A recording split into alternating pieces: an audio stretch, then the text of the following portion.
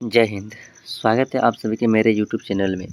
आज की इस वीडियो में हम लोग एमजेसी 5 हिस्ट्री 5 सेमेस्टर का देखने वाले हैं। ठीक है, जो इसमें इस वीडियो में पांचों यूनिट आपका कवर है। ठीक, चलिए तो पहला यूनिट को शुरू करते हैं। और पहला जो हमारा पॉइंट है वह है नई शक्तियों का उदय और विकेंद्रीयकरण का युग। ठीक, गुप्त साम्राज्य के पतन लगभग 6वीं शताब्दी के बाद भारत में एक महत्वपूर्ण ऐतिहासिक परिवर्तन देखने को मिला, जिसे विकेंद्रीयकरण का युग कहा जाता है। इस काल में एक शक्तिशाली केंद्रीयकृत साम्राज्य की स्थापना पर अनेक क्षेत्रीय शक्तियों का उदय हुआ। राजनीतिक सत्ता छोटे छोटे राज्यों में बँट गई और स्थानीय शासकों की भूमिका बढ़ गई। इस युग में विदेशी आक्रमण, नए राजवंशों का उदय तथा सामाजिक राजनीतिक संरचना में परिवर्तन प्रमुख विशेषताएं थी। अगला हमारा पॉइंट है, इसका पहला जो पॉइंट है वो है हूण आक्रमण और उसका प्रभाव। ठीक है ना। चलिए, हूण कौन थे, सबसे पहले इसके बारे में हम लोग जानते हैं। हूण कौन थे? हूण मध्य एशिया के घुमंतू और युद्ध प्रिय जनजाति थे। ये अत्यंत आक्रामक और विनाशकारी थे। भारत में हूणों का आक्रमण मुख्यतः 5वीं से 6वीं शताब्दी में हम लोग देख सकते हैं। ठीक है ना, इसी समय इन्होंने आक्रमण किया था, 5वीं से 6वीं शताब्दी में। जो हूण प्रमुख शासक कौन कौन था? वैसे तो बहुत सारे थे, लेकिन जो प्रमुख शासक हूणों का नाम है वो है तोड़माड़ और मिहिरकुल। तोड़माड़ और मिहिरकुल ये प्रमुख हूण शासक थे। ठीक, मिहिरकुल को विशेष रूप से अत्याचारी शासक के नाम से जाना जाता है। अब हम लोग देखते हैं हूण आक्रमण के कारण, यानी कि हूण क्यों आक्रमण किया था। ठीक है ना, भारत की समृद्धि और संपत्ति धन के कारण। ठीक, गुप्त साम्राज्य की कमजोरी स्थिति के कारण। ठीक है, मध्य एशिया में राजनीतिक अस्थिरता के कारण। इन सभी कारणों के चलते ही हूणों ने भारत पर आक्रमण किया था। कौन कौन सा बिंदु है वो? भारत की समृद्धि और धन संपत्ति। हम जानते ही हैं कि प्राचीन काल में हम बहुत ही धन संपन्न थे, धन धान्य समृद्धि बहुत ही ज़्यादा था, जिसको विदेशियों ने लूटा, खूब लूटा। ठीक है ना। और उस समय, जिस समय हूणों का काल था, उस समय भारत में गुप्त साम्राज्य शासन कर रहा था और उस समय वह कमजोरी की स्थिति में आ गया था। ठीक है ना। और दूसरा, मध्य एशिया में राजनीतिक अस्थिरता बहुत थी, तो ये कारण था हूणों का भारत पर आक्रमण करने का। चलिए, अगला हमारा है हूण आक्रमण का प्रभाव। यानी कि जब हूणों ने भारत पर आक्रमण किया, उससे हमें प्रभाव क्या देखने को मिला। ठीक है, सबसे पहले हम राजनीतिक प्रभाव देखते हैं। ठीक है, क्या देखते हैं? राजनीतिक प्रभाव। गुप्त साम्राज्य का पतन हो गया। ठीक है ना, आक्रमण किया, हराकर उसको ख़त्म कर दिया गुप्त साम्राज्य को। उसके बाद भारत में राजनीतिक एकता समाप्त हो गई, यानी कि जो भारत के जितने भी राजाएं थे वो एक साथ थे ना, वो उनका बिखरा हो गया। कोई अपना इधर शासन कर रहा है, कोई अपना उधर शासन कर रहा है, कोई पंजाब में शासन कर रहा है, कोई बंगाल में शासन कर रहा है, कोई गुजरात में शासन कर रहा है, कोई इधर दक्षिण भारत में कर रहा है, कोई उत्तर भारत में कर रहा है, यानी कि अलग अलग सत्ता विभाजित हो गई। ठीक है, पहला हो गया आपका गुप्त साम्राज्य का पतन हो गया। ठीक, दूसरा है भारत में राजनीतिक एकता समाप्त हो गई। तीसरा है छोटे छोटे राज्यों का उदय हुआ। ठीक है ना। हूणों के आक्रमण का प्रभाव क्या हुआ आपका, ये 3 पॉइंट हम देख सकते हैं। ठीक, चलिए आगे बढ़ते हैं। आर्थिक प्रभाव देखते हैं। ये तो था राजनीतिक प्रभाव। ठीक है ना, अब आर्थिक प्रभाव देखते हैं। व्यापार और कृषि को भारी नुकसान हुआ। ठीक है, व्यापार और कृषि को भारी नुकसान हुआ।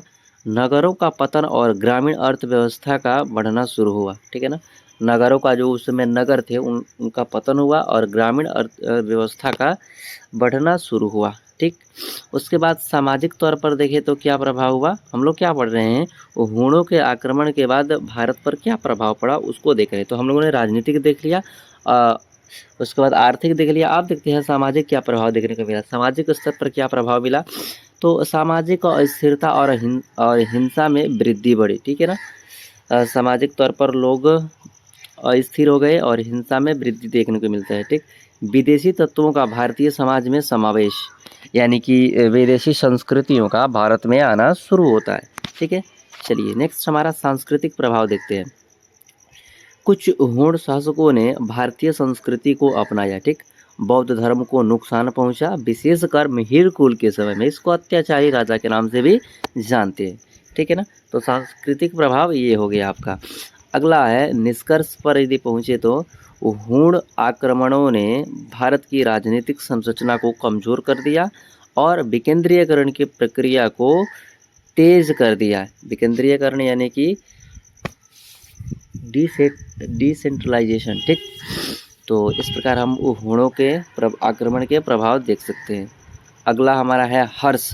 प्राचीन भारत के अंतिम हिंदू शासक इसे कहा जाता है, हर्ष को कहा जाता है। ठीक है ना, प्राचीन भारत के अंतिम शासक, बी नंबर हमारा जो पॉइंट है वो है हर्ष के साम्राज्य, हर्षवर्धन। ठीक है, चलिए परिचय इसको देखते हैं। सबसे पहले परिचय क्या है। हर्षवर्धन 606 से 647 ईस्वी पुष्यभूति वंश के महान शासक थे। इन्होंने उत्तर भारत में एक बार फिर राजनीतिक एकता स्थापित करने का प्रयास किया। कौन? हर्षवर्धन। ठीक, हर्षवर्धन के राज्य विस्तार, हर्षवर्धन का जो राज्य विस्तार के बारे में देखा जाए तो इनकी राजधानी कहाँ थी? कन्नौज। उत्तर भारत का अधिकांश भाग पर इनका नियंत्रण था। ठीक है, उत्तर भारत के भाग पर अधिकांश इनका नियंत्रण था। दक्षिण भारत में विस्तार का प्रयास, पुलकेशिन द्वितीय से इन्होंने पराजित हुए थे। ठीक, पुलकेशिन द्वितीय से ये पराजित हुए थे। तो ये रहा हमारे हर्ष साम्राज्य के बारे में थोड़ा सा जानकारी। राजधानी कन्नौज, उत्तर भारत के अधिकांश भाग पर नियंत्रण और दक्षिण भारत में विस्तार का प्रयास। पुलकेशिन द्वितीय से इन्होंने ये हार भी चुके थे। ठीक, अगला है प्रशासन की बात किया जाए हर्षवर्धन के प्रशासन के, तो केंद्रीकृत प्रशासन लेकिन स्थानीय स्वायत्तता भी शामिल था।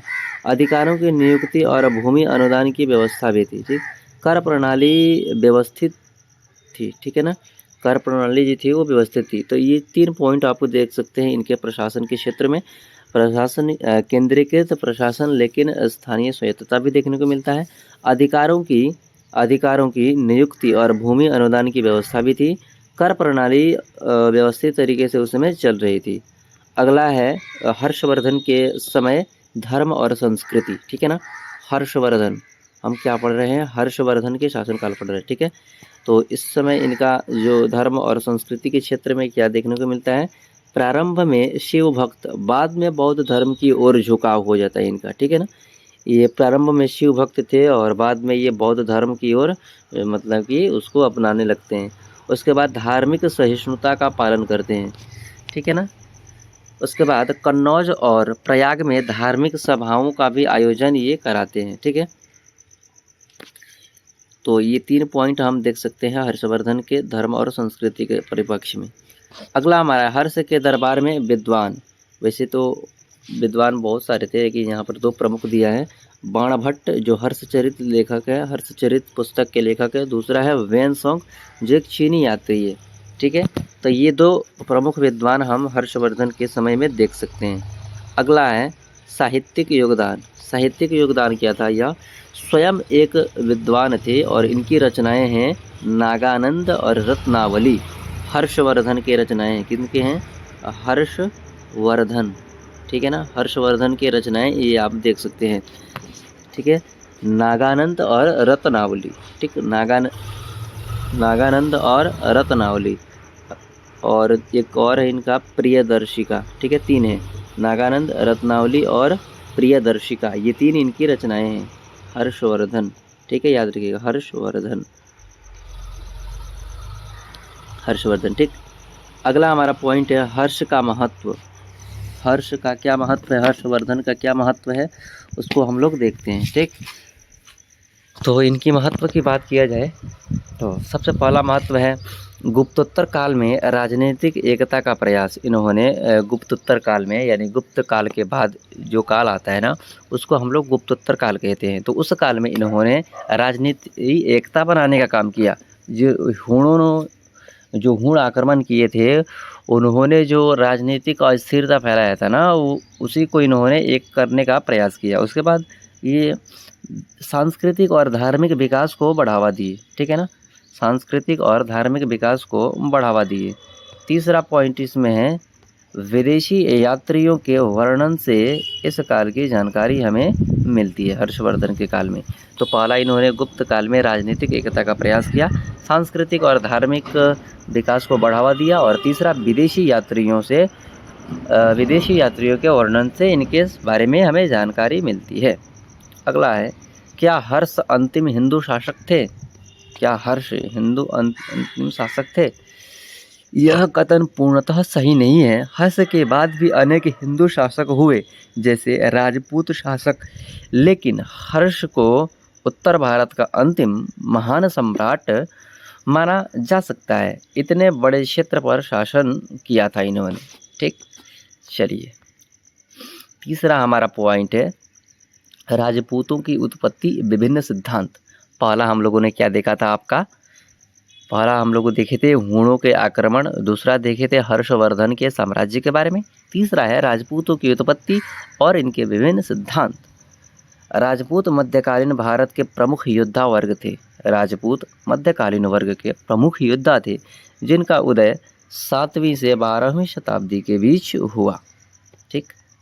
पहला अग्निकुल का सिद्धांत है, ठीक है ना, अग्निकुल का सिद्धांत।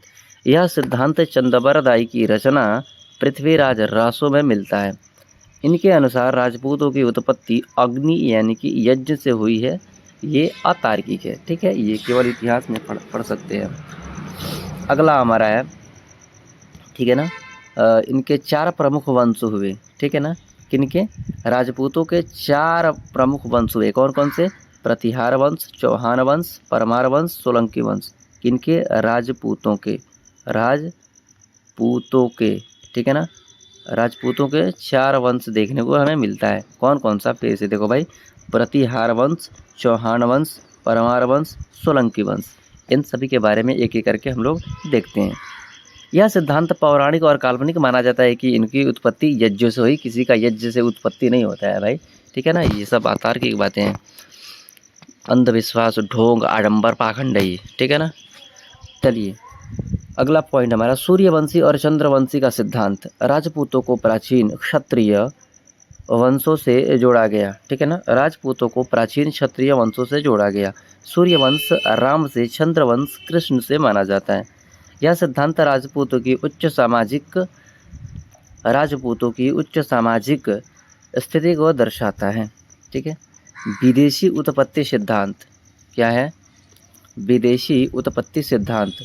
कुछ इतिहासकारों के अनुसार राजपूत, हूण, शक, कुषाण आदि विदेशी जातियों के वंशज थे, ठीक है ना। कुछ इतिहासकारों के अनुसार राजपूत, हूण, शक, कुषाण, ये जो शासक थे ये विदेशी जातियों के वंशज थे, ठीक है। अगला है हमारा, ये जातियां भारत में आकर हिंदू समाज में मिल गए, ठीक। चलिए, अगला हमारा है, यह सिद्धांत सांस्कृतिक समन्वय को दर्शाता है, ठीक है ना। इन्होंने आकर भारतीय संस्कृति को अपनाया विदेशी संस्कृति से, तो ये समन्वय को दर्शाता ही है। अगला है ब्राह्मण उत्पत्ति सिद्धांत। देखो भाई, ब्राह्मण उत्पत्ति सिद्धांत मैं बताऊं तो इसका सिंपल सा मतलब यही है कि सृष्टि के आदि में एक महर्षि मनु नाम के बहुत ही बड़े ऋषि हुए। उन्होंने ही ये वर्ण व्यवस्था बनाया था कर्म के आधार पर, न कि जन्म के आधार पर। तो ये यहाँ पर कुछ और ही दिखाएगा, आइए देखते हैं क्या है। कुछ विद्वानों के अनुसार कुछ राजपूत ब्राह्मणों से उत्पत्ति हुई, ठीक है, और युद्ध और शासन के कारण इन्होंने क्षत्रिय रूप धारण कर लिया, ठीक है। ब्राह्मणों की जो उत्पत्ति हुई ये कुछ विद्वानों के अनुसार राजपूत ब्राह्मणों से उत्पन्न हुई। फिर ब्राह्मण कहाँ से आए भाई? युद्ध और शासन के कारण इन्होंने क्षत्रिय रूप अपनाया। अपन को तो इतिहास पढ़ना है, यहीं पढ़ना है, यहीं लिखना है, तो यहीं पढ़ना ही पड़ेगा। चलो, अगर हमारा मिश्रित उत्पत्ति सिद्धांत सबसे स्वीकार्य क्या है, यानी कि राजपूतों की सबसे स्वीकार्य नीति क्या है? आधुनिक इतिहासकारों के अनुसार राजपूतों की उत्पत्ति मिश्रित है, ठीक है, मिश्रित है। इसमें स्थानीय जनजातियां, प्राचीन क्षत्रिय और विदेशी तत्व भी शामिल हैं। यही मान्य सिद्धांत है कि राजपूतों की उत्पत्ति कैसे हुई, ठीक। अगला हमारा है राजपूतों का महत्व। चलिए, राजपूतों का महत्व क्या है? तो पहला है आपका, उत्तर भारत में राजनीतिक शक्ति केंद्र स्थापित हुआ। मुस्लिम आक्रमणों का प्रतिरोध किया इन्होंने। वीरता, स्वाभिमान और सम्मान की परंपरा जगी। ठीक।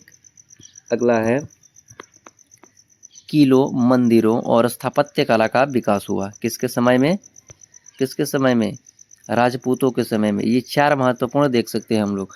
भारत में राजनीतिक शक्ति का केंद्र, मुस्लिम आक्रमणों का विरोध, वीरता, स्वाभिमान और सम्मान परंपरा, किलों, मंदिरों और स्थापत्य कला का विकास। ठीक। अगला हमारा इसका निष्कर्ष की बात किया जाए तो गुप्त साम्राज्य के पतन के बाद भारत में विकेंद्रीयकरण का दौर शुरू हुआ, जिसमें हुण आक्रमणों ने राजनीतिक अस्थिरता को बढ़ावा दिया। इसके बाद हर्षवर्धन ने एकता स्थापित करने का प्रयास किया, लेकिन उनके मृत्यु के बाद पुनः छोटे छोटे राज्यों का उदय हुआ। इसी पृष्ठभूमि में राजपूत शक्तियां उभरी, जिन्होंने मध्यकालीन भारत की राजनीति को नई दिशा दी। ठीक है। यह काल भारतीय इतिहास में संक्रमण का समय था, जहां एक ओर केंद्रीयकृत साम्राज्य समाप्त हुआ, वहीं दूसरी ओर क्षेत्रीय शक्तियों और सांस्कृतिक विविधता का भी विकास देखने को मिलता है। ठीक है। अब देखते हैं विकेंद्रीयकरण और क्षेत्रीय शक्तियों का उदय। ठीक है ना, विकेंद्रीयकरण और क्षेत्रीय शक्तियों का उदय। चलिए, गुप्त साम्राज्य के पतन 6वीं शताब्दी के बाद भारत में राजनीतिक एकता कमजोर हो गई और विकेंद्रीयकरण की प्रक्रिया शुरू हुई। इसका अर्थ था कि सत्ता अब एक केंद्र में सीमित न रहकर अनेक क्षेत्रीय शासकों के हाथों में विभाजित हो गई। इस दौर लगभग 7वीं से 12वीं शताब्दी में छोटे छोटे राज्यों, सामंतों और क्षेत्रीय राजवंशों का उदय हुआ। यही वह पृष्ठभूमि है जिसमें राजपूत राज्यों का उदय, कन्नौज के लिए त्रिपक्षीय संघर्ष और अंततः दिल्ली में मुस्लिम शासन की स्थापना देखने को मिलती है। ठीक है। विकेंद्रीयकरण और क्षेत्रीय शक्तियों का उदय, तो सबसे पहले राजपूतों का उदय होता है। ठीक है ना, राजपूतों का उदय। सबसे पहले हम लोग देखे थे कि राजपूतों की उत्पत्ति कैसे हुई, ब्राह्मणों की उत्पत्ति कैसे हुई। अब इन लोगों का शासनकाल के बारे में थोड़ा सा जानने का प्रयास करते हैं। राजपूतों का परिचय। राजपूत मध्यकालीन भारत के प्रमुख योद्धा वर्ग थे, जो अपनी वीरता, स्वाभिमान और युद्ध कौशल के लिए प्रसिद्ध थे। इनका उदय लगभग 7वीं से 12वीं शताब्दी के बीच देखने को मिलता है। प्रमुख राजपूत वंशों की बात करें तो राजपूतों के कई शक्तिशाली वंश थे, जिसमें प्रमुख था गुर्जर प्रतिहार वंश, चौहान वंश, ठीक है, परमार वंश, सोलंकी या चालुक्य वंश, अच्छा सोलंकियों को ही चालुक्य कहा जाता था, ठीक है ना, और राठौर वंश, ठीक है ना, राठौर वंश। इन वंशों ने राजस्थान, मध्य प्रदेश, गुजरात और उत्तर प्रदेश के विभिन्न क्षेत्रों में शासन किया। ठीक। अगला हमारा है राजपूत राज्यों के उदय के कारण क्या थे। राजपूत राज्यों के उदय के कारण क्या थे? गुप्त साम्राज्य का पतन, सबसे बड़ा कारण यही था, गुप्त साम्राज्य का पतन। देखो भाई, जब तक हमारा देश चंद्रगुप्त मौर्य, अशोक के हाथों में था तो पूरा पाकिस्तान, अफगानिस्तान, उधर केरला और इधर आपके बंगाल तक पूरा शासन था, ठीक है ना। जैसे जैसे चंद्रगुप्त मौर्य ने बौद्ध धर्म अपनाया, उस समय वैसे वैसे ही हमारा भारत का पतन देखने को मिला। चंद्रगुप्त मौर्य तो बौद्ध धर्म को नहीं अपनाए थे, उसके बाद जो शासक बिंदुसार और अशोक आए, इन लोगों ने युद्ध नीति छोड़ा और साम्राज्य हमारा टूटना शुरू हो गया, ठीक है। चलिए, केंद्रीय सत्ता के कमज़ोर होने से स्थानीय शासकों को स्वतंत्रता मिली, ठीक है। अगला हमारा है, ये क्या पढ़ रहे हैं हम लोग, राजपूत राज्यों के उदय के कारण। तो सबसे पहला कारण जो था गुप्त साम्राज्य का पतन, केंद्रीय सत्ता के कमज़ोर होने से स्थानीय शासकों की स्वतंत्रता मिली, ठीक है ना, स्थानीय शासकों की स्वतंत्रता मिली। जो दूसरा कारण था वो था सामंतवाद का विकास।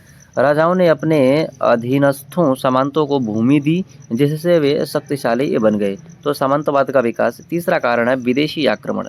तीसरा कारण क्या है? विदेशी आक्रमण। हूण आदि विदेशी जातियों ने आक्रमण से राजनीतिक अस्थिरता बढ़ी, इस कारण से आपका राजपूतों का उदय होता है। राजपूत शासन व्यवस्था के बारे में थोड़ा सा चर्चा करते हैं, ठीक है ना। राजपूत जो शासन था वो राजतंत्र था, ठीक है ना। राजपूतों ने किस प्रकार से शासन किया था? राजतंत्र शासन किया था। सामंतों का महत्व स्थान था इसमें, ठीक है ना। भूमि आधारित अर्थव्यवस्था थी, ठीक है, और स्थानीय प्रशासन में स्वायत्तता भी शामिल था। राजपूतों के शासनकाल की बात कर रहे हैं हम लोग। तो ये 4 पॉइंट मुख्य तरीके से देख सकते हैं। राजतंत्र पर आधारित, सामंतों का महत्व महत्वपूर्ण था, भूमि आधारित अर्थव्यवस्था और स्थानीय प्रशासन में स्वायत्तता का भी प्रचलन देखने को मिलता है। राजपूतों की विशेषता क्या थी? तो युद्ध और वीरता को सर्वोच्च महत्व देते थे। आन बान शान की परंपरा थी इनकी। स्त्रियों में जौहर प्रथा प्रचलित थी। आप लोगों ने वो देखा ना एक मूवी पद्मावत, उसमें जौहर प्रथा, तो वैसे ही जौहर प्रथा होता है, ठीक है। युद्ध और वीरता का सर्वोच्च महत्व था। आन बान शान की परंपरा थी। स्त्रियों का जौहर प्रथा उसमें प्रचलन था। किलों और मंदिरों का निर्माण, जैसे चित्तौड़ का किला और कुंभल का किला, ये राजपूतों के देन हैं, ठीक है। चित्तौड़गढ़ जो राजस्थान में है ना, अभी तक वो मजबूर है। कुंभलगढ़ का भी आप सभी देख सकते हैं। इसका उदाहरण किलों और मंदिरों का निर्माण बहुत ही बढ़ चढ़ के किया गया था। राजपूतों की कमजोरियां क्या थी? ठीक है, इनकी कमजोरियां क्या थी? आपसी संघर्ष और एकता का अभाव, आपस में ही कटमर कर खत्म हो गया लोग। राजनीतिक दृष्टि से दूरदर्शिता की कमी, यानी कि राजनीतिक स्तर पर या राजनीतिक व्यवस्था में दूर तक इन लोगों ने नहीं सोचा था कुछ, ठीक। विदेशी आक्रमणों का संयुक्त रूप से समान न सामना न कर पाना, ठीक है ना। इन लोगों ने विदेशी आक्रमणों को हरा नहीं पाए, ठीक। संयुक्त रूप से ये अकेले अकेले लड़ते रहे। यदि भारत के राजाओं ने एक होकर लड़ा होता तो उतना संघर्ष का सामना नहीं करना पड़ता। चलिए राजपूतों के निष्कर्ष पर हम लोग पहुंचते हैं। राजपूतों ने भारतीय संस्कृति और परंपरा की रक्षा में महत्वपूर्ण भूमिका निभाई, लेकिन उनकी आपसी फूट ने उन्हें कमज़ोर बना दिया, ठीक है ना। आपसी फूट ने उन्हें कमज़ोर बना दिया। अगला हमारा है त्रिपक्षीय संघर्ष। हम लोग यूनिट 1 ही पढ़ रहे हैं अभी, ठीक है ना। एक पढ़ रहे हैं कि दूसरा? यूनिट दूसरा पढ़ रहे हैं हम लोग, ठीक है। एक हम लोगों ने पढ़ लिया था, यूनिट अब दूसरा पढ़ रहे हैं। परिचय, त्रिपक्षीय संघर्ष का परिचय के बारे में चलो भाई देखते हैं थोड़ा।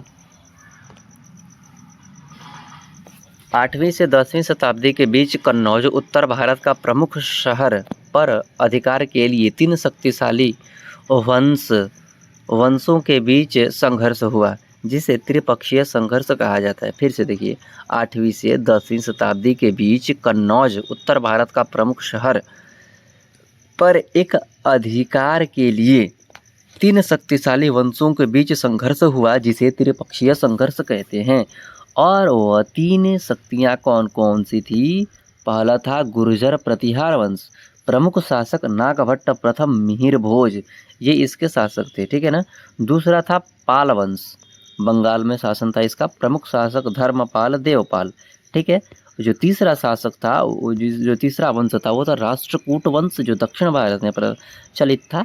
इसका प्रमुख जो शासक है वो है ध्रुव गोविंद तृतीय। तो इन तीनों वंशों ने मिलकर युद्ध किया कन्नौज पर अधिकार करने के लिए। इसी को हम लोग बोलते हैं त्रिपक्षीय संघर्ष, ठीक। अगला हमारा है कन्नौज का महत्व। कन्नौज का महत्व क्या था? क्या था भाई कि ये तीनों वंश लड़ने के लिए तैयार हो गए? तो राजनीतिक और सामरिक दृष्टि से महत्वपूर्ण इसका बहुत था, ठीक है। गंगा यमुना दोआब का केंद्र था। व्यापार और संस्कृति का प्रमुख केंद्र माना जाता है कन्नौज, ठीक है। तो ये 3 पॉइंट थे आपके, इसी की वजह से हालांकि थे तो और यहाँ पर 3 ही दिया है। राजनीतिक और सामरिक दृष्टि से महत्वपूर्ण था। गंगा और यमुना का दोआब केंद्र था। व्यापारिक और सांस्कृतिक केंद्र का प्रमुख स्थान था ये कन्नौज, ठीक है। संघर्ष का क्रम, पहले प्रतिहार और पालों के बीच संघर्ष हुआ, ठीक है ना। पहले प्रतिहार और पालों के बीच संघर्ष हुआ, बाद में राष्ट्रकूटों का भी हस्तक्षेप देखने को मिला। कई बार कन्नौज पर अलग अलग वंशों का भी अधिकार देखने को मिलता है, ठीक है ना। तो ये संघर्ष का क्रम रहा, पहले प्रतिहार और पालों के बीच हुआ, उसके बाद राष्ट्रकूटों का हस्तक्षेप देखने को मिला है, और कई बार तो कन्नौज पर अलग अलग वंशों का भी अधिकार देखने को मिलता है। परिणाम क्या हुआ भाई? परिणाम क्या हुआ? कोई स्थायी विजेता नहीं हुआ। इन तीनों वंशों में कोई भी स्थायी विजेता नहीं हुआ। तीनों शक्तियाँ कन्नौज पर स्थायी नियंत्रण स्थापित नहीं कर सकी, ठीक है। और दूसरा हानि क्या हुआ भाई, परिणाम क्या हुआ, राजनीतिक अस्थिरता हो गई। लगातार युद्धों से उत्तर भारत का कमज़ोर होना शुरू हो गया, ठीक है ना। तीसरा जो कारण था वो था विकेंद्रीयकरण को बढ़ावा मिला। इस युद्ध से विकेंद्रीयकरण को बढ़ावा मिला। छोटे राज्यों और सामंतों की शक्ति बढ़ी। छोटे राज्यों और सामंतों की शक्ति बढ़ गई, ठीक है। अगला हमारा निष्कर्ष की बात किया जाए तो त्रिपक्षीय संघर्ष भारत में एक मजबूत केंद्रीय सत्ता के उभरने को रोक दिया और विदेशी आक्रमणों के लिए सत्ता आसान हो गया, ठीक है ना। यानी कि कमजोरी कर रहा है इन लोग अभी तक। उसके बाद हमारा अगला पॉइंट है, यूनिट 2 का ही है ये, दिल्ली में मुस्लिम शासन की स्थापना और उसका प्रभाव, ठीक है ना। दिल्ली में मुस्लिम शासन की स्थापना और उसका प्रभाव देखते हैं। दिल्ली में मुगलों ने, उसके बाद अफगानों ने किस किस प्रकार से शासन करना शुरू करते हैं, ठीक है। चलो भाई शुरू करो। प्रारंभिक मुस्लिम आक्रमण। भारत में मुस्लिम आक्रमण 8वीं शताब्दी में हुआ। भारत में मुस्लिम आक्रमण 8वीं शताब्दी में देखने को मिलता है। तो क्या है भाई, सबसे पहले जो आक्रमण किया था मोहम्मद बिन कासिम 712 ईस्वी में सिंध पर विजय किया था इन्होंने, क्योंकि उस समय हमारा भारत पाकिस्तान तो भारत में ही था ना, तो सिंध अभी कहाँ है, पाकिस्तान में। उसके बाद महमूद गजनवी 17 बार भारत पर आक्रमण किया। सोमनाथ मंदिर ये लूटा था, उसके लिए यह प्रसिद्ध है। तो सबसे पहले मोहम्मद बिन कासिम ने 712 ईस्वी में आक्रमण करता है, यह मुस्लिम शासक था, ठीक है। उसके बाद महमूद गजनवी 17 बार आक्रमण करता है। मोहम्मद गौरी दिल्ली पर नियंत्रण स्थापित करता है। तो 3 शासकों की महत्वपूर्ण भूमिका सबसे प्रारंभिक तौर पर हम देख सकते हैं, ठीक। दिल्ली सल्तनत की स्थापना की बात किया जाए तो 1206 ईस्वी में कुतुबुद्दीन ऐबक, जो मोहम्मद इसका गौरी का, ठीक है ना, मोहम्मद गौरी का गुलाम था ये, ठीक। कौन, ये आपके कुतुबुद्दीन ऐबक ने दिल्ली सल्तनत की स्थापना की, ठीक है ना, 1206 ईस्वी में। प्रमुख वंश इसमें कौन कौन से, दिल्ली सल्तनत के में कौन कौन से प्रमुख वंश थे, गुलाम वंश, खिलजी वंश, तुगलक वंश, सैयद वंश, लोधी वंश, ठीक है ना।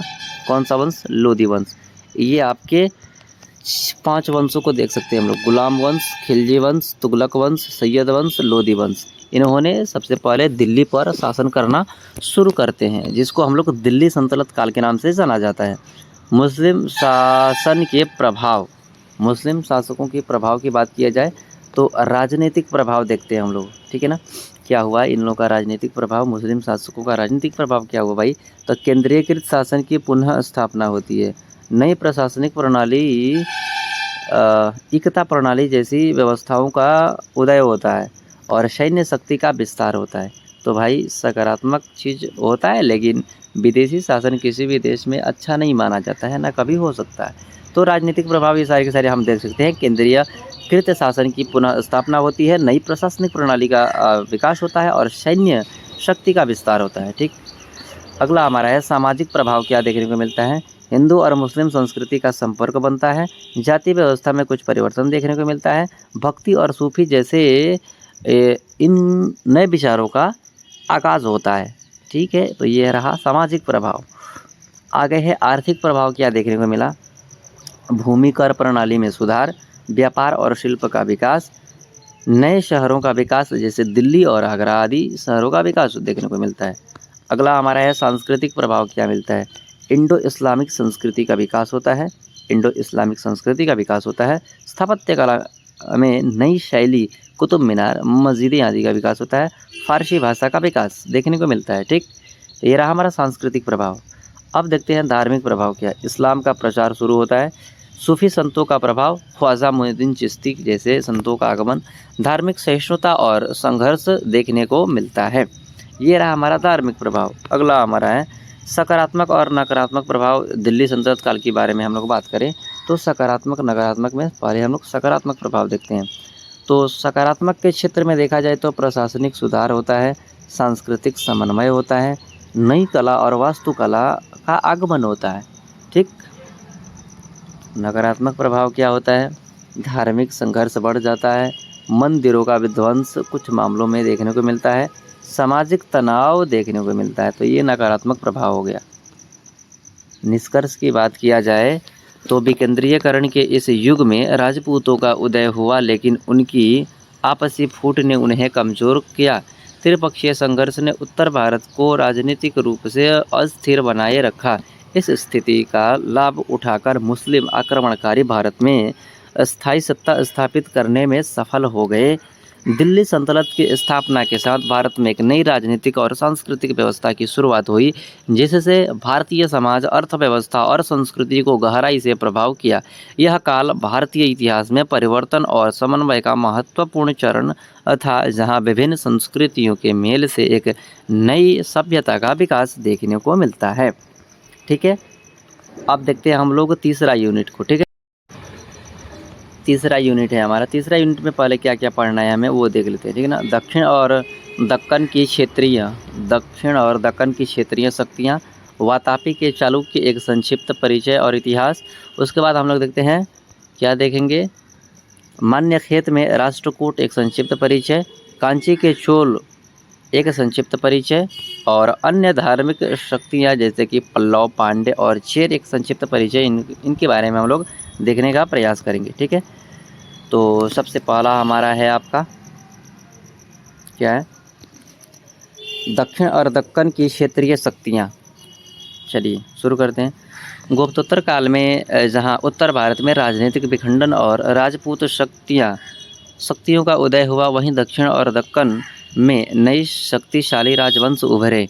इन राज्यों ने न केवल राजनीतिक रूप से बल्कि सांस्कृतिक, धार्मिक और आर्थिक दृष्टि से भी भारत को समृद्ध किया। चालुक्य, राष्ट्रकूट, चोल, पल्लव, पांड्य और चेर जैसे वंश इस काल के प्रमुख स्तंभ माने जाते हैं। ठीक है, तो सबसे पहला हमारा जो पॉइंट है इसमें का वो है वातापी के चालुक्य एक संक्षिप्त परिचय और इतिहास। ठीक है, वातापियों के बारे में हम लोग जानने का प्रयास करते हैं। सबसे पहला परिचय देखते हैं। वातापी वर्तमान बादामी कर्नाटक के चालुक्य के प्रमुख राजवंश थे। इन्हें बादामी चालुक्य भी कहा जाता था। ठीक है, स्थापना की बात किया जाए तो चालुक्य वंश की स्थापना पुलकेशिन प्रथम ने 6वीं शताब्दी में किया था। इस वातापी के प्रमुख शासकों की बात किया जाए तो पहला जो शासक था वो पुलकेशिन द्वितीय था। ठीक है ना। सबसे महान शासक इसका नाम गिनाया जाता है। हर्षवर्धन को इसी ने उत्तर भारत के विस्तार से रोका था। दक्षिण भारत के बड़े हिस्से पर नियंत्रण स्थापित किया था इन्हें। ठीक है, तो प्रमुख शासकों की बात किया जाए तो पुलकेशिन द्वितीय, ठीक है ना, इन्होंने ही हर्षवर्धन को हराया था और दक्षिण भारत में बड़े हिस्से पर नियंत्रण किया था। प्रशासनिक विस्तार, वातापी के चालुक्य वंशों के प्रशासनिक विस्तार के बारे में बात किया जाए तो केंद्रीयकृत शासन था, परंतु प्रांतीय स्वायत्तता भी थी। महाराष्ट्र, कर्नाटक, आंध्र प्रदेश तक इनका विस्तार था। साम्राज्य विस्तार की बात किया जाए तो महाराष्ट्र, कर्नाटक, आंध्र प्रदेश तक इनका विस्तार माना जाता है।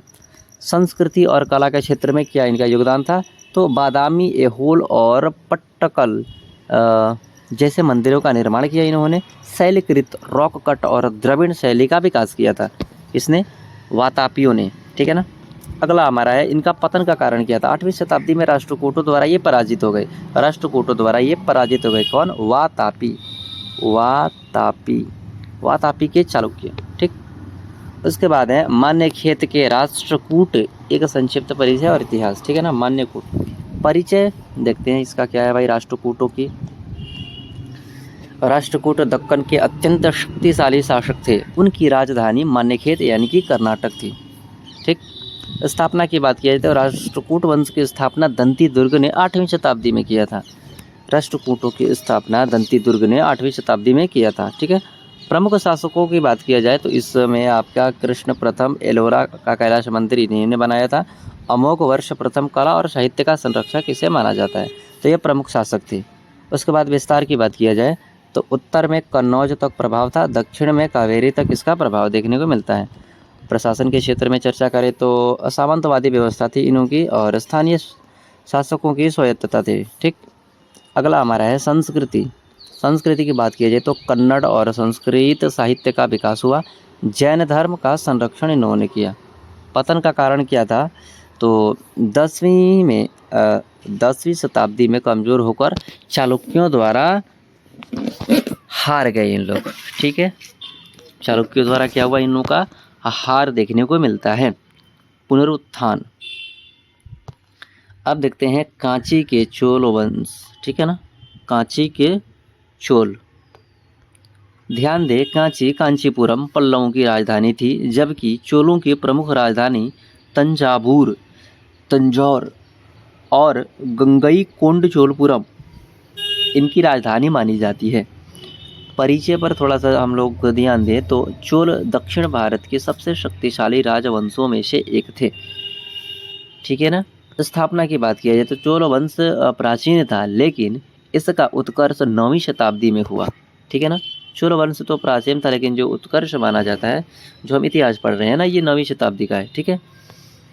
प्रमुख शासक इसमें देखते हैं राजेंद्र चोल प्रथम। ठीक है।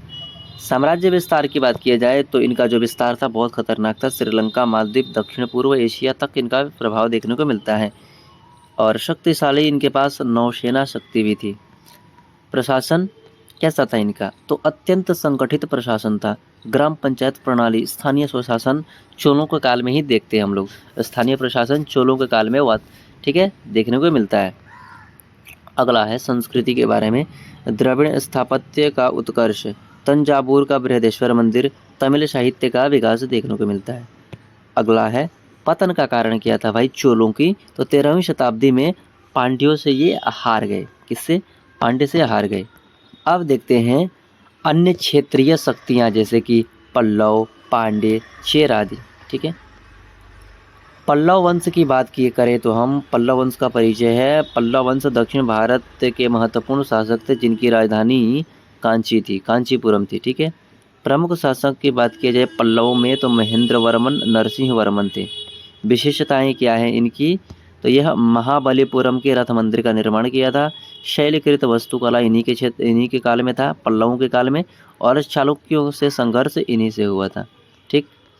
अगला है पांड्य वंश, बहुत संक्षिप्त में यहाँ बताया गया है। परिचय, क्योंकि गहराई से कुछ पता नहीं चलता है, पॉइंट बाई पॉइंट याद करोगे तो अपने से भी लिख सकते हो। पांड्य वंश, ठीक है ना। पांड्य वंश तमिल क्षेत्र का प्राचीन राजवंश था। ठीक। राजधानी की बात करें तो इनकी राजधानी कहाँ थी? इनकी राजधानी थी मदुरई। ठीक है ना। इनकी राजधानी कहाँ थी? मदुरई। विशेषता क्या था पांड्य वंशों की? विशेषता को बात किया जाए तो मोती के व्यापार के लिए प्रसिद्ध थे। मोती के व्यापार के लिए प्रसिद्ध थे। संगम साहित्य का संरक्षण, चोलों और चेरों का संघर्ष। ठीक। इनके साथ चोलों और चेरों का भी संघर्ष देखने को मिलता है। उसके बाद चेर वंश। परिचय, चेर वंश का क्षेत्र में स्थिति, ठीक है ना। चेर वंश के केरल क्षेत्र में स्थिति, केरल में चेर वंश देखने को मिलता है। राजधानी जो थी इनकी संभवतः कोंडुगल्लूर थी। कहाँ थी? कोंडुगल्लूर, एक केरल में पड़ता है। आगे हमारा है विशेषताएं। चेरों की विशेषताएं पर ध्यान दे तो मसालों के व्यापार के लिए काली मिर्च जैसे बहुत प्रसिद्ध था। रोमन साम्राज्य से व्यापार इनका चलता था चेरों का। समुद्री व्यापार में प्रमुख भूमिका इनकी देखने को मिलती है। तो ये 3 विशेषताएं चेरों की है। ठीक है। और निष्कर्ष की बात किया जाए, दक्षिण और दक्कन के इन क्षेत्रीय राजवंशों ने भारतीय इतिहास को एक नई दिशा दी। चालुक्य और राष्ट्रकूटों ने दक्कन में शक्तिशाली साम्राज्य स्थापित किए, जबकि चोलों ने समुद्री शक्ति और प्रशासनिक कुशलता का उत्कृष्ट उदाहरण प्रस्तुत किया है। पल्लव, पांड्य और चेर जैसे वंशों ने दक्षिण भारत में सांस्कृतिक, धार्मिक और व्यापारिक गतिविधियों को बढ़ावा दिया। इन सभी शक्तियों के योगदान से भारत में क्षेत्रीय विविधता, सांस्कृतिक समृद्धि और आर्थिक विकास को नई ऊंचाई मिली। इस प्रकार यह युग एक राजनीतिक विखंडन का नहीं बल्कि सांस्कृतिक उत्कर्ष और क्षेत्रीय पहचान के निर्माण का भी काल था। ठीक है जी, चलो आगे बढ़ते हैं। अगला हमारा यूनिट है, ये संभवतः चौथा यूनिट होगा। ठीक है ना, ये चौथा यूनिट है। राजपूतों का पतन, उत्तर पश्चिम भारत, कश्मीर, सिंधी के राजवंश, अरब आक्रमण। ठीक।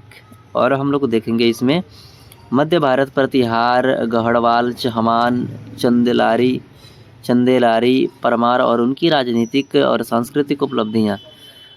और अगला हमारा पॉइंट रहेगा इसमें दक्षिण पश्चिम भारत, चालुक्य और इनके राजनीतिक सांस्कृतिक दल। उत्तर पूर्वी भारत, बंगाल के पाल और सेन शासक। ठीक है, इन सभी के बारे में हम लोग देखेंगे। तो सबसे पहला हम लोग देखते हैं राजपूतों का पतन और एक विस्तृत अध्ययन। गुप्तोत्तर काल से लेकर 12वीं शताब्दी तक उत्तर भारत में राजपूत शक्तियों का प्रभाव रहा, परंतु 12वीं से 13वीं शताब्दी आते आते इनकी शक्ति कमजोर होने लगी अंततः मुस्लिम आक्रमणों के सामने उनका पतन हो गया। इस पतन को समझने के लिए विभिन्न क्षेत्रों उत्तर पश्चिम, मध्य दक्षिण पश्चिम और उत्तर पूर्व भारत की राजनीतिक और सांस्कृतिक स्थिति का अध्ययन आवश्यक है। चलिए, उत्तर पश्चिम भारत, कश्मीर और सिंध के राजवंश, अरब आक्रमण, कश्मीर के राजवंश, ठीक है ना, कश्मीर के राजवंश। कश्मीर में कई शक्तिशाली राजवंश हुए जिसमें विशेष रूप से ललितादित्य, मुक्तापीड, कारकोट वंश का नाम उल्लेखनीय माना जाता है। कश्मीर के वंशों में इसकी विशेषता क्या थी? तो कश्मीर को एक शक्तिशाली राज्य बनाया, मध्य एशिया तक इसको विस्तार किया और कला और स्थापत्य के क्षेत्र में भी विकास किया इन्होंने, ठीक है ना, राजपूतों ने। अगला है, लेकिन इसके बाद के शासक कमज़ोर सिद्ध हुए जिससे राज्य की शक्ति घटती चली गई। आगे देखते हैं सिंध के राजवंश। सिंध में ब्राह्मण का शासन था जिसके अंतिम शासक दाहिर थे, ठीक है। उसके बाद आता है अरब आक्रमण, ठीक है। इसी समय आता है अरब आक्रमण यानी मुस्लिम आक्रमण। प्रमुख आक्रमणकारी कौन था? अभी हम लोगों ने ऊपर चर्चा भी किया था। 712 ईस्वी में मोहम्मद बिन कासिम ने ही सिंध पर आक्रमण किया था और राजा दाहिर को हराया था। किसको हराया था? राजा दाहिर को इसी ने हराया था। प्रभाव क्या हुआ भाई इसका, मोहम्मद बिन कासिम का? तो सिंध पर अरबों का नियंत्रण होता है। इस्लाम का प्रारंभिक प्रवेश देखने को मिलता है। भारतीय राजनीति में विदेशी हस्तक्षेप की शुरुआत देखने को मिलता है। निष्कर्ष की बात किया जाए तो उत्तर पश्चिम भारत में राजनीतिक अस्थिरता और बाहरी आक्रमणों ने राजपूत शक्ति को कमज़ोर कर दिया, ठीक है। क्या कर दिया? कमज़ोर कर दिया। अगला हमारा पॉइंट है, अगला पॉइंट क्या है हमारा? मध्य भारत, प्रमुख राजवंश और उनकी उपलब्धियाँ, ठीक है ना। मध्य भारत देखते हैं, उधर हम लोग उत्तर भारत और कश्मीर की तरफ देख लिए, अब मध्य भारत की थोड़ा सा बात करते हैं। तो क्या उपलब्धियाँ देखने को मिलता है? मध्य भारत में कई राजपूत वंश शक्तिशाली थे लेकिन आपसी संघर्ष के कारण वे एकजुट नहीं हो सके, ठीक है ना, ये एकजुट नहीं हो सके। जैसे कि गुर्जर प्रतिहार वंश, इसका प्रमुख शासक कौन था? मिहिर भोज। इनकी उपलब्धियों के बारे में बात किया जाए गुर्जर प्रतिहार वंश की, तो यह अरब आक्रमणों को रोका और कन्नौज पर अधिकार भी किया, ठीक है ना। अरब आक्रमणों को रोका और कन्नौज पर अधिकार किया। उसके बाद गढ़वाल वंश आता है। क्या आता है? गढ़वाल वंश। प्रमुख शासक कौन था? जयचंद। जयचंद का नाम तो इतिहास में सब जानते हैं ना, जयचंदों की कमी नहीं है। इसकी विशेषता की बात किया जाए तो काशी और कन्नौज पर शासन किया। सांस्कृतिक संरक्षण देखने को मिलता है इसी के काल में, ठीक है ना। ये 2 पॉइंट महत्वपूर्ण है। अगला हमारा है चहमान या चौहान वंश, ठीक है ना। प्रमुख शासक पृथ्वीराज चौहान। उपलब्धि इनकी बात किया जाए तो तराइन के युद्ध में वीरता से इन्होंने लड़ा था। साहित्य और संस्कृति का संरक्षक इनको माना जाता है। तो 2 ये महत्वपूर्ण पॉइंट हैं।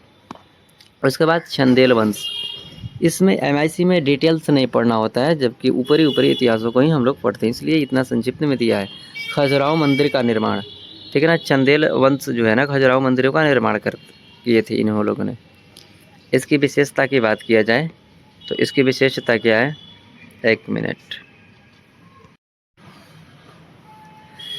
हाँ, क्या था हमारा? चंदेल वंश। क्या था? चंदेल वंश, ठीक है ना। खजुराहो मंदिरों का निर्माण इन्होंने ही किया था। इनको विशेषता की बात किया जाए तो है आपका कला और स्थापत्य उत्कर्ष, ठीक है ना। धार्मिक सहिष्णुता, ये सारे के सारे आपको पॉइंट इसमें देखने को मिलता है, ठीक है। चलिए, अगला हमारा क्या है? परमार वंश। क्या है? परमार वंश। प्रमुख शासक इसका कौन था? भोज था। उपलब्धि की बात किया जाए तो साहित्य, विज्ञान और शिक्षा का विकास महत्वपूर्ण तरीके से हुआ। भोजनशाला की स्थापना देखने को मिलता है। निष्कर्ष, मध्य भारत में राजपूत वंश सांस्कृतिक रूप से समृद्ध थे लेकिन राजनीतिक रूप से विभाजित हो गए, जिसका कोई फायदा ही नहीं है, ठीक। अगला हमारा पॉइंट है दक्षिण पश्चिम भारत, चालुक्य और उनकी उपलब्धियाँ। चालुक्यों के बारे में बात किया जाए तो आप चालुक्य वंश का परिचय देखें तो दक्षिण पश्चिम भारत में चालुक्य वंश का महत्वपूर्ण स्थान था। दक्षिण पश्चिम में, गुजरात के टाइप, सॉरी गुजरात में नहीं, उधर आपके कर्नाटक के टाइप में, ठीक। इनके प्रमुख शासकों की बात की जाए तो पुलकेशिन द्वितीय था। राजनीतिक उपलब्धियों की बात किया जाए तो उधर बोला ना मैंने, दक्कन महाराष्ट्र की तरफ, ठीक है। दक्कन में शक्तिशाली राज्य की स्थापना हुई। हर्षवर्धन को पराजित इन्होंने ही किया था। ठीक है, चालुक्य वंश ने किया था। ठीक, चालुक्य वंश की उपलब्धियां क्या थी? सांस्कृतिक उपलब्धियों की बात किया जाए तो बादामी, ऐहोल और पट्टदक्कल मंदिरों का निर्माण इन्होंने किया था। स्थापत्य कला का विकास इन्होंने ही किया था। ठीक है, निष्कर्ष की बात किए थे तो चालुक्यों ने दक्षिण भारत में मजबूत राजनीतिक और सांस्कृतिक आधार तैयार किया, लेकिन बाद में उनकी शक्ति कमजोर होने लगी। ठीक है, अगला हमारा है उत्तर पूर्व भारत, बंगाल के पाल और सेन वंश।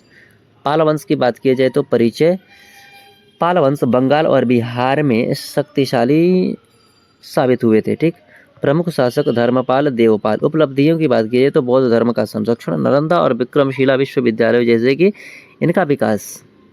सेन वंश परिचय की बात करें तो पाल वंश के बाद सेन वंश का उदय होता है। प्रमुख शासक लक्ष्मण सेन। विशेषताएं थी हिंदू धर्म का पुनरुत्थान, साहित्य और संस्कृति का विकास। निष्कर्ष, पाल और सेन वंशों ने पूर्वी भारत में सांस्कृतिक और धार्मिक विकास में महत्वपूर्ण योगदान दिया। अगला हमारा है राजपूतों के पतन के प्रमुख कारण। राजनीतिक कारण की बात की जाए तो आपसी संघर्ष और केंद्रीयकृत सत्ता का अभाव, दो ही कारण मानते हैं हम लोग। हालांकि कारण तो और भी थे लेकिन ये प्रमुख थे। सैन्य कारण की बात की जाए तो नई युद्ध तकनीकों की कमी, घुड़सवार सेना की कमजोरी। सामाजिक कारण की बात की जाए राजपूतों की हार की तो जाति व्यवस्था कठोरता थी, समाज में एकता का अभाव देखने को मिलता है। और चौथा बात देखा जाए तो विदेशी आक्रमण, तुर्क और अफगानों का आक्रमण, मोहम्मद गौरी जैसे विजय होते हैं आकर यहाँ पर। उसके बाद निष्कर्ष की बात की जाए तो राजपूतों का पतन एक अचानक घटना नहीं थी, बल्कि यह धीरे धीरे विकसित हुई प्रक्रिया थी। उत्तर पश्चिम में अरब आक्रमण, मध्य भारत में आपसी संघर्ष, दक्षिण पश्चिम में शक्तियों का कमजोर होना और उत्तर पूर्व में नए वंशों का उदय, इन सभी कारकों ने मिलकर राजपूतों की शक्ति को कमजोर किया। अंततः उनकी राजनीतिक असंगठितता और विदेशी आक्रमणों के सामने एकजुट न होने पाने के कारण उनका पतन हुआ और भारत में मुस्लिम शासन की स्थापना का मार्ग प्रशस्त हुआ। यह काल भारतीय इतिहास में एक महत्वपूर्ण संक्रमण काल था, जहां एक युग का अंत और दूसरे युग का समाप्ति होता है। ठीक है, अब हम लोग 5वां यूनिट को देखेंगे। ये रहा हमारा 5वां यूनिट। 5वां यूनिट में हम लोग क्या क्या देखने वाले हैं? प्रारंभिक मध्यकालीन भारत की संस्कृति, प्रारंभिक मध्यकालीन भारत में समाज और धर्म। ठीक, और हम लोग इसमें देखेंगे प्रारंभिक मध्यकालीन भारत में ललित कलाएं, वास्तुकला, मूर्तिकला, चित्रकला, भारत में शक्ति आंदोलन का उदय और प्रसार। ठीक, इन मुद्दों पर चर्चा करेंगे अभी। चलिए शुरू करते हैं। तो पहला हमारा पॉइंट क्या है? प्रारंभिक मध्यकालीन भारत की संस्कृति, यानी कि 600 से 1200 ईस्वी तक प्रारंभिक मध्यकालीन भारत की संस्कृति की बात में हम करें तो इसमें देख सकते हैं हम लोग प्रारंभिक मध्यकालीन भारत का काल 7वीं से 12वीं शताब्दी भारतीय इतिहास में गहरे सामाजिक, धार्मिक और सांस्कृतिक परिवर्तन का समय था। इस दौर में जहां एक ओर राजनीतिक विकेंद्रीकरण हुआ, वहीं दूसरी ओर समाज में नई संरचनाएं विकसित हुई, धर्म में विविधता और सह अस्तित्व बढ़ा तथा कला और स्थापत्य अपने उत्कर्ष पर पहुँचे। इसी काल में भक्ति आंदोलन का उदय हुआ, जिसने भारतीय समाज और धर्म को नई दिशा दी। ठीक है, पहला हमारा पॉइंट है प्रारंभिक मध्यकालीन भारत में समाज और धर्म। सामाजिक संरचना, वर्ण व्यवस्था का विकास। ठीक, सामाजिक तौर पर देखें तो हम लोग सामाजिक संरचना की बात की जाए तो वर्ण व्यवस्था का विकास। इस काल में वर्ण व्यवस्था अधिक जटिल और कठोर हो गई। 4 वर्ण ब्राह्मण, क्षत्रिय, वैश्य और शूद्र के भीतर अनेक जातियां, उपजाति जैसों का विकास हुआ। ठीक है, ब्राह्मणों को सर्वोच्च स्थान प्राप्त हुआ, क्षत्रिय विशेषकर राजपूत शासक वर्ग बने, वैश्य व्यापार और कृषि से जुड़े हुए थे, शूद्र सेवा कार्यों में लगे हुए थे। जाति व्यवस्था जन्म आधारित हो गई, जिससे सामाजिक गतिशीलता कम हो गई। ठीक, सामंतवाद का प्रभाव, भूमिदान, अग्रहार की प्रथा बढ़ी, सामंत स्थानीय शासक शक्तिशाली बन गए। ठीक है, किसानों का करों का बोझ बढ़ गया। किसानों को जो था ना, ये 3 पॉइंट देखने को मिलता है हमें। किसानों पर करों का बोझ बढ़ गया, सामंतवादी व्यवस्था का प्रभाव देखने को मिलता है। सामाजिक संरचना, ठीक है ना, प्रारंभिक मध्यकालीन भारत में समाज और धर्म के बारे में हम लोग पढ़ रहे हैं। तो सामाजिक संरचना में हम लोग को देखना वर्ण व्यवस्था का विकास होता है, ठीक है ना। और आगे सामंतवाद का प्रभाव देखने को मिलता है, जिसमें भूमि दान की प्रथा बढ़ी, सामंत शक्तिशाली बन गए और किसानों पर करों का बोझ पड़ गया।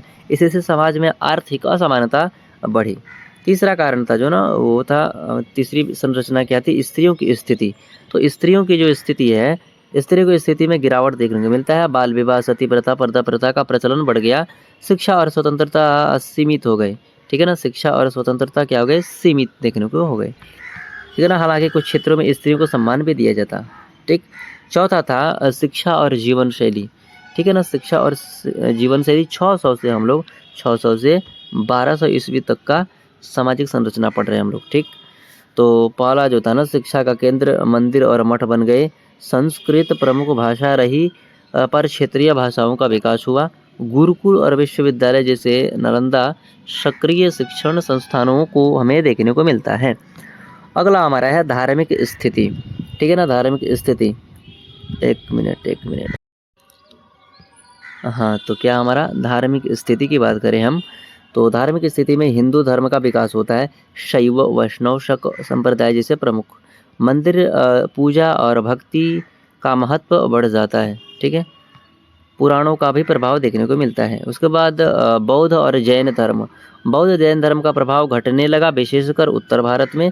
जैन धर्म दक्षिण और पश्चिम भारत में सक्रिय रहा, ठीक। तंत्र और संप्रदाय, देखो भाई, दुनिया में तो धर्म एक ही है, सत्य सनातन वैदिक धर्म। बाकी ये जितने भी धर्म हैं, ये मत, पंथ, संप्रदाय, ये सारे के सारे हैं। धर्म तो एक ही है, सत्य सनातन वैदिक धर्म, ठीक है ना।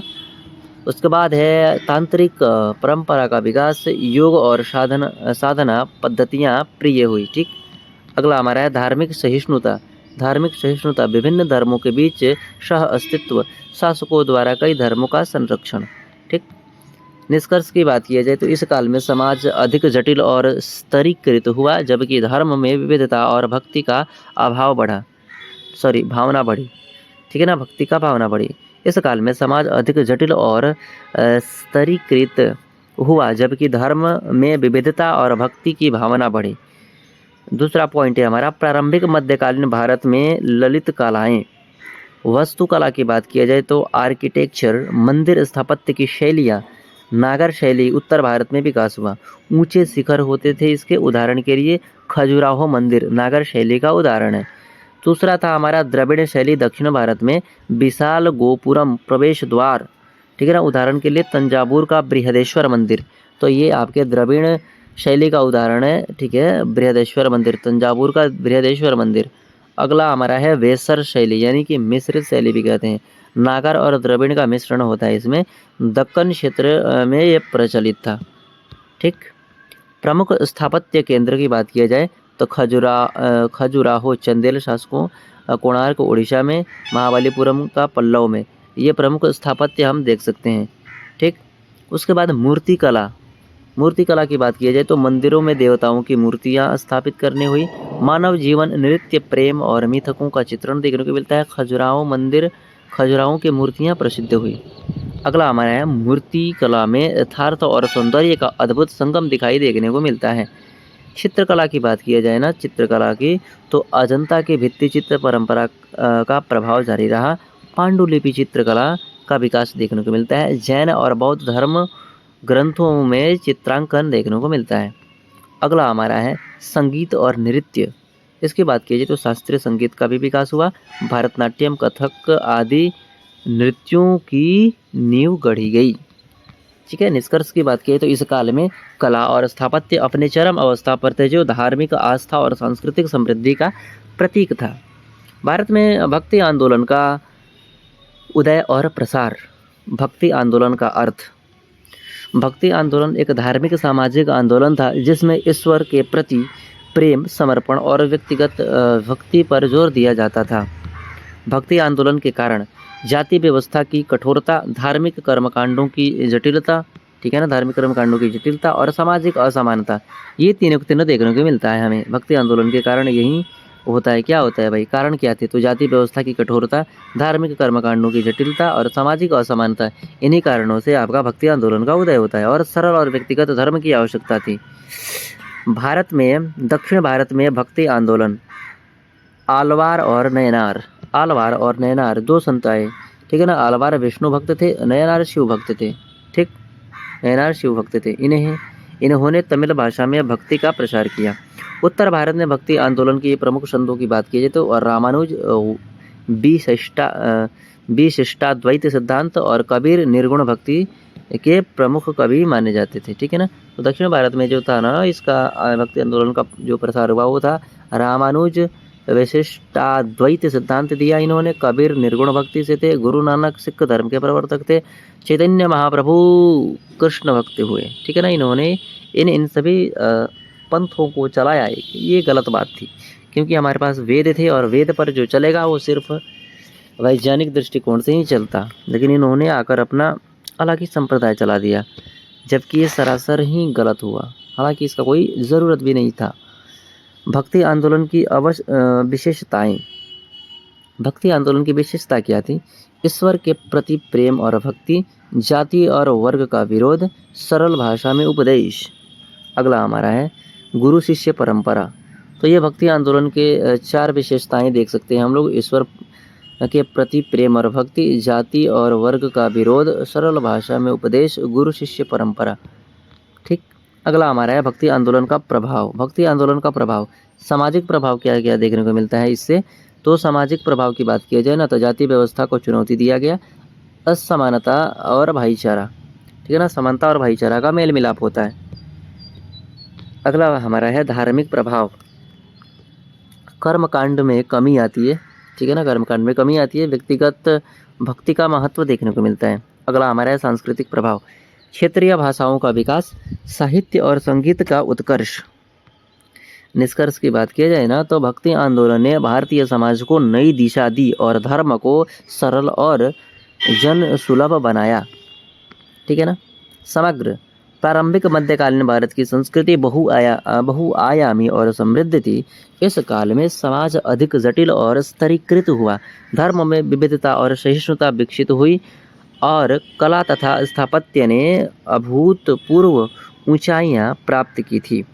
भक्ति आंदोलन ने सामाजिक और धार्मिक सुधार का मार्ग प्रशस्त किया और भारतीय संस्कृति को एक नई पहचान दी। यह कला भारतीय इतिहास का एक महत्वपूर्ण चरण था, जिसने आगे आने वाले मध्यकालीन भारत की नींव रखी। इस प्रकार से हम लोगों ने 5 यूनिट को कवर कर लिया, ठीक है। वीडियो अच्छी लगी हो तो लाइक, सब्सक्राइब, शेयर ज़रूर कीजिएगा। मिलते हैं किसी ऐसे ही दूसरे वीडियो में, तब तक के लिए सभी को नमस्ते।